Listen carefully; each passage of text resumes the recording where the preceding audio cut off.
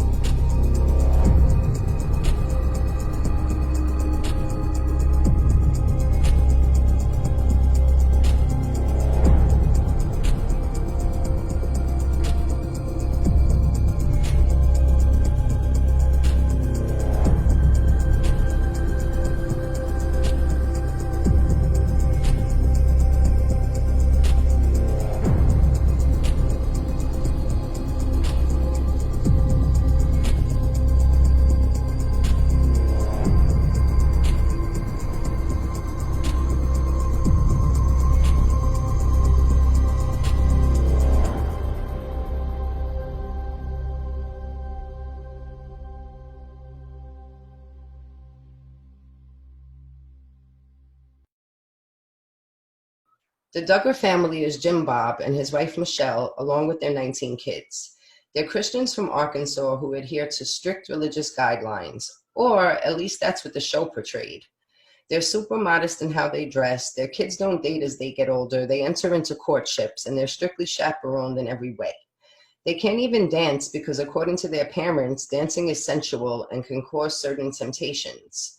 They claim to be all about family values and God, and their 19 kids range in age from their oldest son Josh, who's now 32, to their youngest daughter Josie, who's now 10. Now, nothing I just said is bad on the surface, but there's some red flags when you go a little deeper. They've spoken out against transgender people and gay marriage. And oh yeah, they also believe that a woman's body is a terrible temptation for men.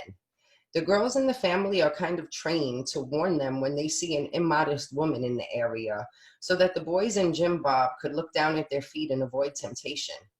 Are you disturbed yet? Well, it's about to get worse. In May 2015, In Touch Weekly obtained a redacted copy of a police report, and it led to a series of articles about a huge Duggar family scandal. So the way it all went down was that in 2006, the Duggars were supposed to go on the Oprah Winfrey Show, but someone emailed the producers and told them about Josh molesting girls. So Oprah's studio turned the information over to the Department of Human Services, which got the investigation started. But Jim Bob wouldn't let the police speak to Josh at all, and he tried to hire a lawyer. The lawyers they contacted refused to take the case, but it didn't matter because by 2006, the statute of limitations had passed, and neither Josh or his parents could be prosecuted for their crimes. According to the police report in March 2002, Jim Bob went to the Springdale Police Department to report that a minor female told him that Josh, who was 14 at the time, had touched her breast and genitals while she was sleeping, and that it had happened on several occasions. Josh admitted what he had done and Jim Bob punished him. Less than a year later, in March of 2003, multiple minor females accused Josh of touching their breast and genitals while they were sleeping, and also while they were awake. So the Duggars find out that their older son molested a minor. He admits to it, and they dole out whatever punishment I guess they felt was appropriate for molesting a child. Less than a year later, he's accused of doing it again to more than one girl this time. And this time it's not just when they're sleeping, it's when they're awake as well. So obviously his behavior was escalating. This time, instead of contacting law enforcement or getting some professional help for Josh, Jim Bob went to the church elders to tell them what was going on, and they decided that Josh should be sent to a special Christian program where he would get some counseling and do hard labor. So Josh goes to this program for 4 months. And I guess it was supposed to cure him from being a sex offender, But let me go a step further and let you know that Michelle Duggar later admitted that the counselor that Josh saw wasn't even a certified counselor. He was a guy that they knew from remodeling a building, and he was kind of like a mentor to Josh. Though Jim Bob and Michelle also took Josh to speak to a friend of the family. He was an Arkansas state trooper named Joseph Hutchins. And Officer Hutchins gave Josh a really stern talking to, according to the Duggars. But I can't leave out that this friend of theirs, Officer Hutchins, was exposed as a pedophile and convicted on child pornography charges in 2007.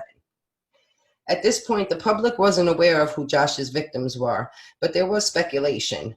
TLC pulled the show off the air amid backlash from fans and sponsors, and a new police report came out a couple of weeks later with less redactions.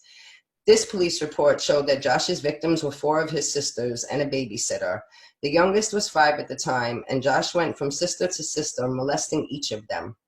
There were at least 7 acts of sexual molestation, and the report confirms that Jim Bob waited over a year to report it to anyone, even though he knew that Josh's behavior was getting worse. This was a teenager preying on younger girls. He was a juvenile sex offender, plain and simple, and the Duggars protected Josh, even though it was their daughters that were the victims. The Duggars, as usual, put their own special spin on it in statements and interviews. According to them, Josh was just a kid who made some bad mistakes. His family had forgiven him, God had forgiven him, so all was well with the world, right? His wife Anna even defended him, saying he went down the wrong path, but he had humbled himself before God and the people that he had offended. Mistakes? Offended? No. The word I think you're all looking for is molested. Josh Duggar, who has rightfully earned himself the online moniker of sex pest, currently resides in Arkansas with his wife Anna, their 3 sons and 3 daughters. Tune in tomorrow at 4 p.m. Eastern for our next 5 at 4, where Fancy will be discussing the oldest Orange County Jane Doe murder case that's recently been solved.